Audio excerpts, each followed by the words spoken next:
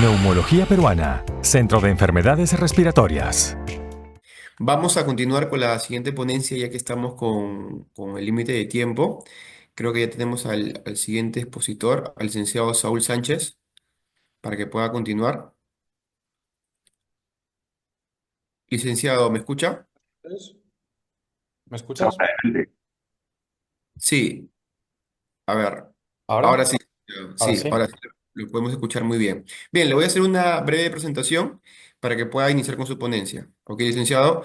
Bien, el licenciado Saúl Sánchez, licenciado en Nutrición Humana y Dietética por la Universidad de Santiago de Compostela, con un posgrado en condicionantes genéticos y nutricionales del desarrollo y el crecimiento. Ha trabajado como nutricionista en instituciones deportivas como el Real Club Deportivo de La Coruña, supervisando la alimentación y suplementación en atletas. Tiene experiencia en el tratamiento de trastornos alimentarios, colaborando con la Asociación de Bulimia y Anorexia de A Coruña. Y el día de hoy nos va a presentar sobre las proteínas en la nutrición respiratoria. Muy bien, licenciado. Ya puede iniciar. Perfecto. Voy a compartiros pantalla entonces. ¿Ok? Vale. A ver si conseguís verlo. Por el momento no. Creo que está cargando.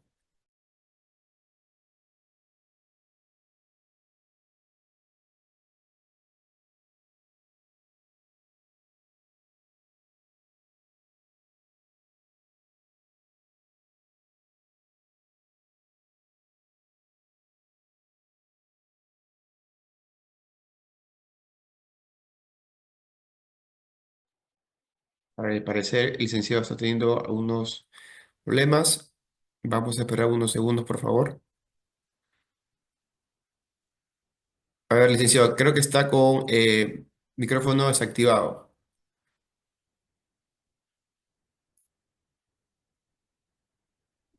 A ver ahora, que se me ha saltado al poner la presentación.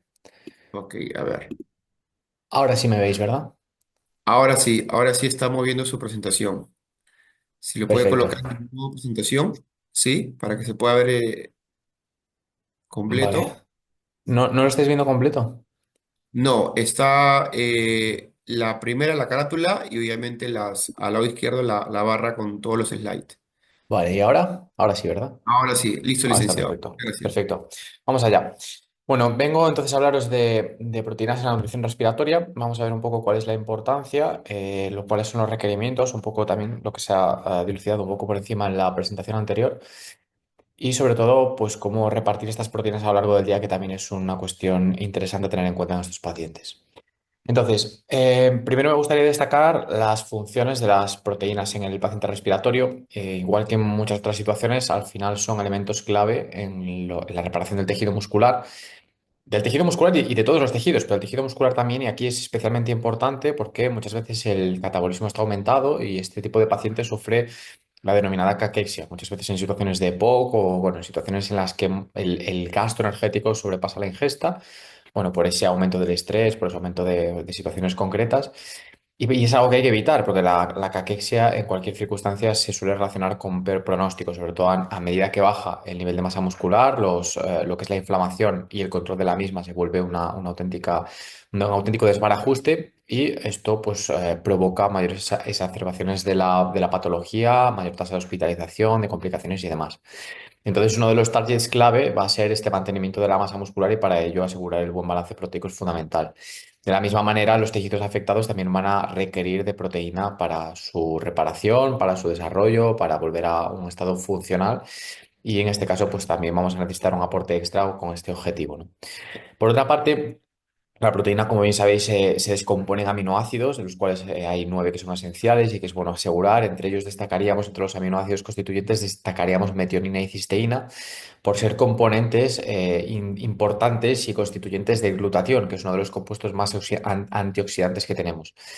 Este elemento que es endógeno es fundamental para evitar que progrese el daño celular, para evitar daños a nivel mitocondrial, para evitar que también los tejidos necroticen o puedan perder funcionalidad, en este caso pues tejido pulmonar sobre todo, y por lo tanto asegurar la buena función del glutatión junto con otros elementos como la N-acetilcisteína pues va a ser fundamental de cara a mantener ese estado de homeostasis e impedir progresiones en la enfermedad y que el paciente, por lo tanto, pues sufra hospitalización, complicaciones dentro de este proceso y, por lo tanto, mejorar la recuperación. Entonces, al final tenemos también que identificar esa pérdida involuntaria de peso conocida como caquexia como uno de los factores principalmente preocupantes, ¿no? Ya no solo desde el punto de vista del aporte proteico, que es algo que monitorizaremos, sino que también hay que intentar y tratar de ajustar y equilibrar las calorías, la energía de la dieta. Si nosotros vemos que de manera involuntaria el paciente no obeso o que no tiene sobrepeso pierde peso total o masa muscular de manera progresiva, algo que puede ser en torno a 3 kilos en un mes o 9 kilos en 2 o 3 meses, aquí deberíamos de preocuparnos porque esto se asocia con mal pronóstico y probablemente, y entre otros factores, puede que la ingesta proteica y la ingesta calórica total no esté bien configurada y haya que darle una revisión aquí. También las grasas puede ser uno de los predisponentes cuando el aporte no es adecuado, sobre todo en grasas saturadas, que puede llegar a generar desequilibrios en el entorno hormonal, pero bueno, esto suele ser menos frecuente. Generalmente es desnutrición proteica o desnutrición calórica lo que se sufre. Y por supuesto las proteínas funcionan como soporte de la recuperación, entonces siempre va a ser necesario tener un buen ajuste aquí, tratar de cubrir el requerimiento diario que, como decimos, en estos pacientes se encuentran aumentados. Entonces vamos a ver las necesidades. Este es un tema de debate porque ya en la persona normal, es decir, en la persona sin patologías, se han revisado en los últimos años, se ha venido durante muchas décadas, incluso en el contexto de la dieta mediterránea, aconsejando un aporte de 0,8 gramos por kilo de peso al día y en la actualidad se sabe que esto no es suficiente, mucho menos para una persona que realiza deporte y también en diferentes patologías o incluso pues según se va acercando el momento del envejecimiento, nuestros requerimientos se van incrementando. Yo siempre digo que los requerimientos de proteínas para las personas sedentarias me parece un absurdo porque ser sedentario no es saludable, entonces siempre tendríamos que hablar de personas activas, entonces ya nos iríamos por encima, ¿no? de 1 gramo por kilo de peso día siempre en cualquier circunstancia. Y en este caso del paciente respiratorio, como mínimo debemos de asegurar 1,2 gramos por kilo de peso al día y nos podemos incluso situar en esa franja de 1,2, 1,5. Podría haber situaciones especiales en las que incluso llegásemos a subir, de esto hablaremos después, pero bueno, en este rango más o menos vamos a asegurar que se cubre el requerimiento, que se potencia la síntesis proteica muscular y que tenemos un buen soporte para esa reparación de los tejidos que puedan estar dañados, tanto muscular como pulmonar. Pero no podemos solo concentrarnos en la dosis de proteína diaria total, sino que también hemos de poner el foco en el reparto de la misma. Si bien es cierto que algunas estrategias que se han puesto de moda en la actualidad, como puede ser la restricción calórica en el tiempo, ¿no? Los clásicos protocolos de ayuno intermitente que a día de hoy todos conocemos, cuentan con evidencias positivas para la salud, quizás en ese paciente en el que impera la pérdida de peso involuntaria, la caquesia, la destrucción proteica, la destrucción muscular no sea lo más adecuado. ¿Por qué? Pues porque al final para potenciar o elevar al máximo la síntesis proteica muscular, que es uno de los elementos soporte en la recuperación de estos pacientes, lo que necesitamos es una ingesta relativamente continua, ¿vale? De proteínas y de aminoácidos en este caso. Y para ello lo adecuado, lo que nos marca la evidencia es al menos ofrecer este tipo de nutrientes cada 3 o 4 horas en un bolo que puede rondar entre 0,3 incluso 0,4 dependiendo un poco del tipo de paciente gramos por kilo de peso. Esto sería lo adecuado. Al final, si hacemos los cálculos, en un paciente medio nos sale un bolo, nos sale una dosis de en torno a 25 o 30 gramos de proteína por comida. No siempre tiene que ser de origen animal, sino que se pueden ir alternando, pero por lo menos asegurar que 3 de estas comidas tienen proteína de origen animal, básicamente pues para garantizar que se cubren los requerimientos de todos los aminoácidos esenciales, ya sabéis, aquellos que no se pueden sintetizar dentro del organismo, y también para asegurar la buena disponibilidad y digestibilidad de los mismos, porque al final la proteína animal y vegetal no solo se diferencia en la cantidad de aminoácidos esenciales que contienen, ¿no? En que estos no suponen un factor limitante, sino también en la capacidad del organismo de digerir y de aprovechar tanto la proteína como el aminoácido, y esto es un punto clave en la diferenciación entre ambos tipos de nutriente. Entonces, digamos que eso, si aseguramos que cada 3 o 4 horas más o menos aparece un bolo proteico, que luego ya veremos que podemos echar mano de la suplementación para ello, pues estaríamos asegurando al final este aporte total diario, es decir, con esto no hay por dónde escapar, básicamente vamos a asegurar como mínimo 1,2 gramos por kilo al día. Y básicamente pues vamos a mejorar mucho la síntesis proteica muscular y vamos a tener un buen soporte aquí. Como comentaba en las comidas principales, es bueno que aparezca la proteína de alto valor biológico. Alimentos de origen animal, pues aquí nos referimos fundamentalmente a huevos, nos referimos a lácteos, a carnes, a pescados, a mariscos, por ejemplo.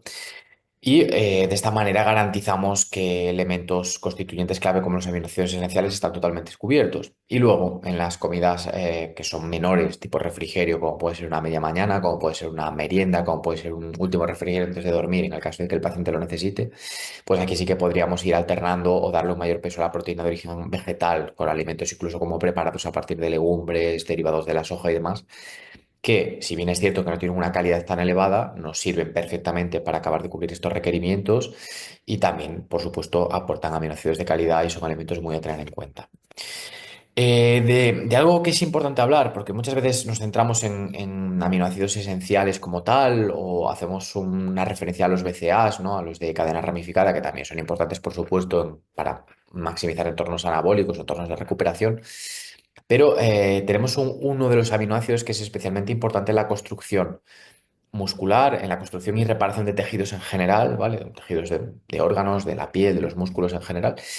Y que además es uno de los grandes activadores de las rutas anabólicas, entre ellas podría ser la mTOR a nivel de anabolismo, de reparación de tejidos, ¿no? Y esta es la leucina. Y al final es importante ya no solo garantizar un buen aporte proteico diario al final del día, tampoco solamente una buena distribución de las proteínas a lo largo de la jornada, sino también asegurar que la cantidad de leucina que aportamos al final de cada sesión es adecuada. Y en esta línea, lo que se viene recomendando es un consumo de unos 2-3 gramos por comida, que da un total pues, de entre 8 y 10 al final de la jornada, más o menos.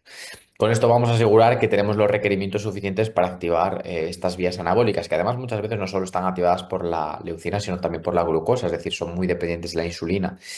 Por ello, luego comentaremos un poco por encima que es verdad que es bueno restringir los carbohidratos en muchas situaciones, sobre todo la fructosa, mucho más en el paciente respiratorio, pero bien es cierto que tampoco debemos hacer una supresión total. Es decir, la dieta cetogénica puede tener ciertas ventajas en algunos tipos de pacientes, pero siempre que podamos introducir una cierta cantidad de carbohidratos, aunque sea mucho menos en cuanto a volumen que una persona que no tiene patologías, por supuesto, siempre va a ser positivo porque nos va a apoyar esta función de la leucina a la hora de maximizar esta síntesis proteica muscular, estas vías anabólicas y por lo tanto va a afectar positivamente la reparación de muchos tejidos. A destacar. Los alimentos con alto contenido en leucina, por supuesto, destacamos todos los productos de origen animal, son ricos en todos los aminoácidos esenciales. La leucina no iba a ser una excepción, tiene una buena disponibilidad de los mismos, entonces tanto huevos como pescados, mariscos, carnes o lácteos van a asegurar que cuentan en su interior con unas dosis adecuadas, llegando a estos 2-3 gramos por ingesta. Y luego dentro de los alimentos de origen vegetal destacaríamos fundamentalmente las legumbres, que si bien son carentes en metionina, y esto es importante para la síntesis de glutatión que hablábamos al principio, tienen buenas dosis de leucina, por lo tanto, tanto las legumbres en crudo, cocida, como su propio derivados tipo hummus o un procesado saludable, pues puede ser perfectamente introducido en en la dieta de este tipo de pacientes y desde luego nos va a apoyar la recuperación, va a ser un buen producto. Además, me gustaría hacer hincapié en los marcadores que podemos sacar en algunas analíticas y que nos dan ciertas nociones sobre la desnutrición proteica, porque esto es algo pues, que debemos de valorar. Al final, el paciente respiratorio, sobre todo cuando tenemos ingreso hospitalario, pero también fuera de él muchas veces está controlado, podemos acceder a la bioquímica y esta pues siempre nos da una visión un poquito más precisa de cómo está el sujeto por dentro y de si estamos actuando de manera adecuada en el soporte nutricional. Es algo, pues bueno, una herramienta más de la que podemos echar mano pues, para hacer nuestros ajustes y ver si estamos actuando correctamente. Entonces aquí muchas veces nos fijamos solamente en dos parámetros que son la albúmina sérica y la prealbúmina, que son buenos para indicar el estado proteico general. La albúmina digamos que es poco sensible a los cambios en el corto plazo, ¿vale? Porque tiene una vida media bastante larga y la prealbúmina con una vida media mucho más corta es bastante más sensible a estos cambios que podamos hacer en la dieta. Es decir, si nosotros pues hacemos modificaciones o manipulaciones, vamos a detectarlos mucho antes en la prealbúmina que en la albúmina. Entonces, bueno, son dos parámetros con los que podemos jugar, que es bueno que se mantengan en rango. ¿Qué sucede? Que en ambos casos se pueden incrementar o pueden salirse por la parte superior por un estado inflamatorio, un catabolismo excesivo en algunas situaciones. Y para esto es bueno utilizar también la PCR, que es un indicador de la inflamación, que debe estar bueno, por debajo de 1 mg/dl y que si bien es cierto que no mide directamente el estado proteico como tal, nos da una información acerca de este estado inflamatorio junto con otros muchos elementos. Podríamos hablar de algunas citocinas, podríamos hablar del factor de necrosis tumoral alfa también, pero digamos que la PCR en este punto tiene bastante sentido porque nos da una información precisa del balance inflamatorio y por lo tanto nos permite una mejor interpretación de la albúmina y de la prealbúmina, porque en ocasiones puede que se salgan por encima del rango, pero si la PCR está elevada, esto no quiere decir que nos estemos quedando cortos en proteínas, sino simplemente pues que el paciente está pasando por una fase, una etapa inflamatoria que podemos controlar con otro tipo de estrategias, bien farmacológicas o bien nutricionales. Podríamos hablar aquí, por ejemplo, pues de elementos como la curcumina, bien en un suplemento, o incluso del omega 3 que se detalló bastante en la ponencia anterior y que también tiene todo el sentido. Y luego, por último, destacaríamos el nitrógeno ureico en sangre, que básicamente evalúa el balance nitrogenado, el nitrógeno que entra por el que sale, y nos ofrece información también sobre el catabolismo proteico excesivo, cuando se sale por el límite superior, pues aquí sí que podríamos sospechar de que hay pérdida muscular. Y esto puede venir dado por dos factores. Por esa caquesia generada por un gasto excesivo que no estamos sabiendo compensar a nivel energético, una situación de mucha demanda, o simplemente porque nos estamos quedando cortos en proteínas. Esto también tenemos que tenerlo en cuenta. Podemos analizar los cuatro marcadores un poco en conjunto para ver cuándo tenemos que actuar aumentando un poco hacia arriba el aporte diario de estos nutrientes, pues para evitar lo que comentábamos, una caquesia, una pérdida de peso, una reducción de la masa muscular que puede afectar todavía más al balance inflamatorio y al final complicar la recuperación del paciente. Después, aquí tenemos un paradigma que me gusta siempre comentar cuando hablo de proteínas y es que al final durante muchos años se ha especulado con la posibilidad de que una dieta hiperproteica como las que pues, estaríamos pautando en este tipo de casos pudiesen afectar a la función hepática o renal. Y actualmente se sabe que esto no es cierto, cada vez tenemos ensayos con una duración más larga, ya no solo observacionales, sino también algunos ensayos, unos secas, ensayos de intervención, donde vemos que las proteínas no afectan negativamente a los marcadores de la función renal o hepática. No solo no generan hígado graso, cirrosis, no afectan de manera significativa las transaminasas, no reducen el funcionamiento normal del hígado, sino que a nivel renal pues tampoco provocan demasiado problema. Es más, en los últimos años e incluso meses se han publicado ciertos estudios que todavía están un poco cogidos por pinzas, pero bueno, que suponen un cambio de dirección en lo que se venía recomendando, que incluso en el paciente con enfermedad renal tampoco sería demasiado positivo o necesario reducir tanto como se venía haciendo la ingesta proteica, que era uno de los puntos clave del tratamiento, ¿no? Lo cual, bueno, pues nos hace ver un poco que quizás estábamos equivocados en el tratamiento que teníamos hace años respecto a estos nutrientes. Esto es importante porque al final nosotros necesitamos dar una dieta hiperproteica para el paciente con enfermedad respiratoria, pero si por un lado le damos dieta hiperproteica y por otro estropeamos el funcionamiento de otros órganos, tampoco llegaremos muy lejos. Sin embargo, lo que sabemos a día de hoy es que este tipo de intervención resulta muy seguro y son muchos más los beneficios que los posibles riesgos.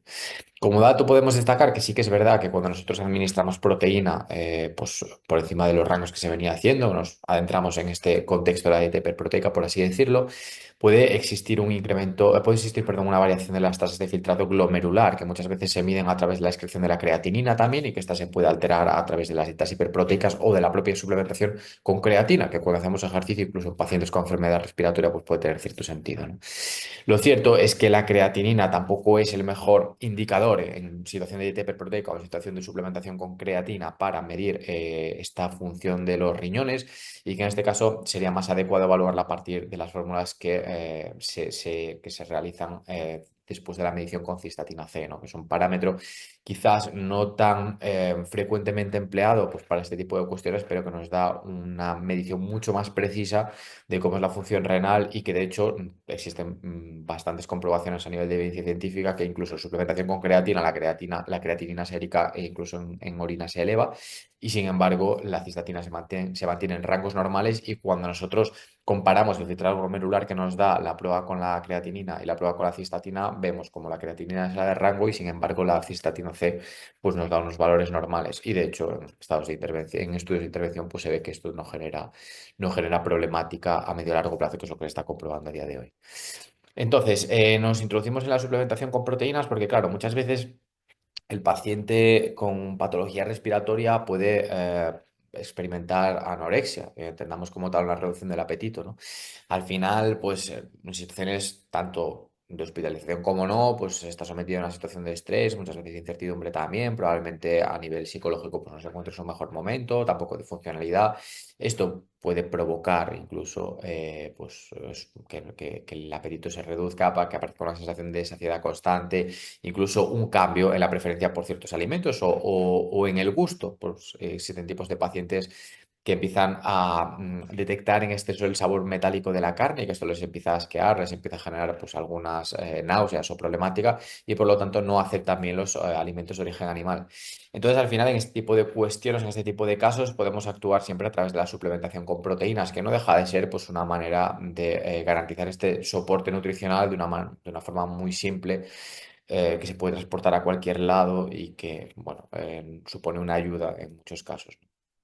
La primera opción yo siempre digo que es tratar de alcanzar los requerimientos a través de los alimentos, por aquello de las matrices nutricionales, ¿no? Es decir, las proteínas tienen una función muy positiva, pero esta es mucho mejor cuando se acompaña de ciertos ácidos grasos, tanto saturados como insaturados, de minerales, de vitaminas y demás. Entonces, consumir el alimento como tal, aparte de que es más energético y estos pacientes también lo necesitan, pues nos ayuda desde el punto de vista de la matriz nutricional y nos va a provocar pues, ciertas ventajas, pero no siempre es posible. Y es una realidad. Y muchas veces tenemos que apoyarnos en los suplementos de proteínas, bien pues para actuar por medio de los refrigerios, media mañana o merienda, porque el paciente aquí no tiene mucha hambre, o simplemente pues, porque no llegamos con las comidas, que es algo relativamente común. Pensemos que cuando nosotros queremos aportar 1,5 gramos de proteína, pues para una persona de unos 70 kilos estaríamos hablando pues, de unos 100, 110 más o menos, ¿no? Así a grosso modo, y que para aportar esta cantidad de proteína igual necesitamos en la pauta 300, 400 gramos de carne, dependiendo un poco del tipo que escojamos. Que obviamente no vamos a comer solo carne, que mezclamos con huevos y demás, pero bueno, que los volúmenes de alimento pueden ser grandes y en muchas situaciones no van a ser tolerados. Cuando utilizamos proteína, y en este caso lo mejor es emplear siempre la de suero de leche, con un scoop, o sea, con un dosificador de 30 gramos tenemos un 90% de proteína, pues pongamos que unos 27, 26 que van a ser más que suficiente, ya nos va a aportar una buena cantidad, vamos a llegar a ese 0,3 gramos que hablamos por kilo de peso por comida. Y desde luego es una manera muy sencilla pues, para quitarnos un problema de encima cuando realmente no sabemos si estamos alcanzando o no el requerimiento. Ahora bien, respecto a los suplementos de proteínas hay que tener en cuenta unas cuestiones. La primera de ellas, como digo, que lo mejor es la de suero de leche tipo whey. Después, que no hay una diferencia demasiado grande entre los aislados y los concentrados, salvo a nivel de precio, y que el cambio significativo aquí es que el aislado no presenta lactosa y el concentrado sí. Por lo tanto, el aislado tiene una cantidad de proteína superior. Sinceramente, en estos casos no me parece algo que marque la diferencia, que mueva demasiado la aguja. A veces en deportistas de muy alto nivel, pues tiene sentido optar por un aislado en lugar de por un concentrado, pues porque sí que necesitamos unas dosis altísimas de proteína, bueno, no llegamos y demás. En este tipo de paciente, un concentrado nos va a suplir perfectamente la función y relación calidad-precio, pues son mucho mejores que los aislados sin ningún tipo de duda. Ahora bien, es importante el tema de los certificados, el sello GMP que nos garantiza buenas prácticas, sobre todo en la fabricación y que, bueno, nos va también a garantizar la ausencia de alérgenos y elementos que puedan resultar problemáticos. Y después los certificados Informed Choice o Sport Choice, básicamente porque recordemos que la mayor parte de los suplementos de proteína están comercializados con fines deportivos y el target fundamental son personas activas, jóvenes, de entre 20 y 40 años que acuden al gimnasio y que tienen como principal objetivo la ganancia de masa muscular.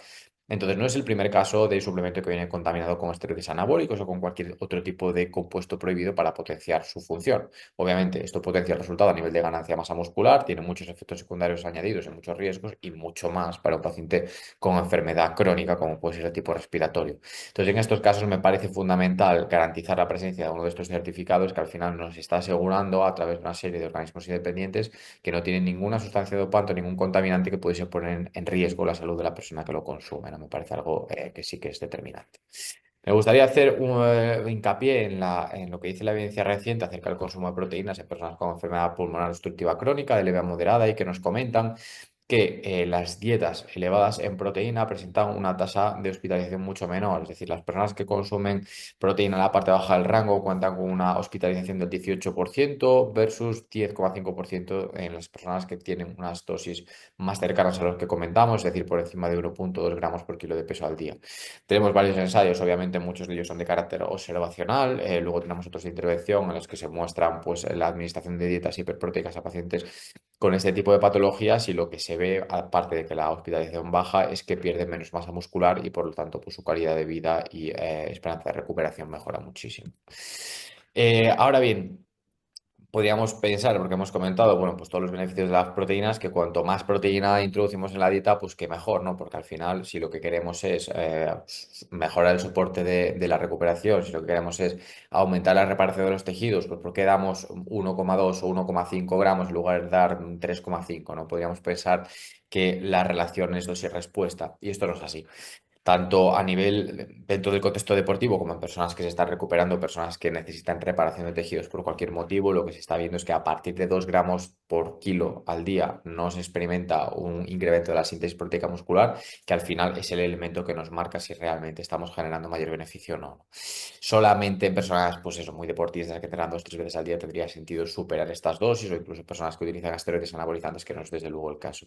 En el paciente con enfermedad pulmonar crónica, pues con mantenernos entre 1,2 y 1,5 en la mayor parte de los casos va a ser más que suficiente. Si necesitásemos, porque esos marcadores bioquímicos nos salen desfavorables y pues llegamos a la conclusión de que básicamente no estamos consiguiendo alcanzar un aporte adecuado, podríamos elevar como tope y como barrera ese 1,8, como mucho 2 gramos por kilo de peso al día. A partir de aquí la síntesis proteica muscular no se va a aumentar y por lo tanto no va a tener beneficio.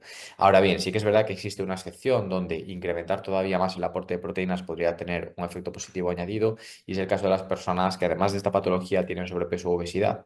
Básicamente porque la proteína genera una mayor saciedad, entonces nos va a ayudar a controlar un poco la adherencia a la pauta y porque además presenta dificultades para convertirse y acumularse en forma de grasa, lo cual pues, puede ser positivo para proporcionar esa pérdida de peso, esa reducción de grasa visceral o grasa subcutánea y por lo tanto facilitar el control de la inflamación. Pero bueno, es un caso concreto. En la mayor parte de las situaciones, como digo, pues 1,5 como tope nos va a ser más que suficiente. Luego sí que es verdad que me gustaría para terminar hacer una referencia a la necesidad ya no solo de aumentar las proteínas, sino de tener un control de los carbohidratos, algo que se ha también tocado un poco en la conferencia anterior, pero me gustaría poner el foco en la fructosa, porque lo que se está viendo es que la ingesta elevada de carbohidratos simples por encima de 50 gramos al día, sobre todo cuando ponemos ese foco en la fructosa, aumenta el riesgo de desarrollar patologías pulmonares y también aumenta su severidad. Y existen diferentes vías que pueden marcar un poco este efecto. Pero tenemos varios estudios, tanto observacionales como de intervención, que nos muestran que incluso en personas jóvenes, es decir, en niños o en adolescentes todavía jóvenes, una ingesta de azúcares simples por encima de los 32,5 gramos al día se salda con mayor incidencia de asma, es decir, de patología pues, que tiene un poco esta característica, ¿no? Que afecta al pulmón. Y además, este aumento del consumo de carbohidratos, sobre todo de carbohidratos simples, nos va a afectar a marcadores importantes como la glucosa en ayunas, el perfil lipídico, la resistencia a la insulina y la inflamación. Todo esto pues, puede acabar descoordinando el balance redox y incrementando el riesgo de sufrir patologías crónicas en todas las direcciones. Una de las hipótesis, además, que se sostiene para justificar esta relación, ¿no? Entre los niveles elevados de carbohidratos simples y en especial de fructosa con el incremento de la patología de carácter pulmonar es una elevación del ácido úrico debido a una fosforilización de la fructosa hasta el agotamiento del ATP. Y lo que se está viendo es que concentraciones tanto muy altas como muy bajas de ácido úrico podrían exacerbar pues, la incidencia y la sintomatología o la severidad de este tipo de enfermedades. Por lo tanto, es algo que tenemos que controlar y tener muy en cuenta. Os dejo por aquí las referencias bibliográficas a las que me he basado, que me parecen bastante interesantes. Y bueno, daros las gracias por vuestra atención y despedirme porque creo que ya me estoy pasando el tiempo. Así que muchas gracias y un saludo desde España. Gracias, Saúl. Ha sido una conferencia muy interesante. Neumología Peruana, Centro de Enfermedades Respiratorias.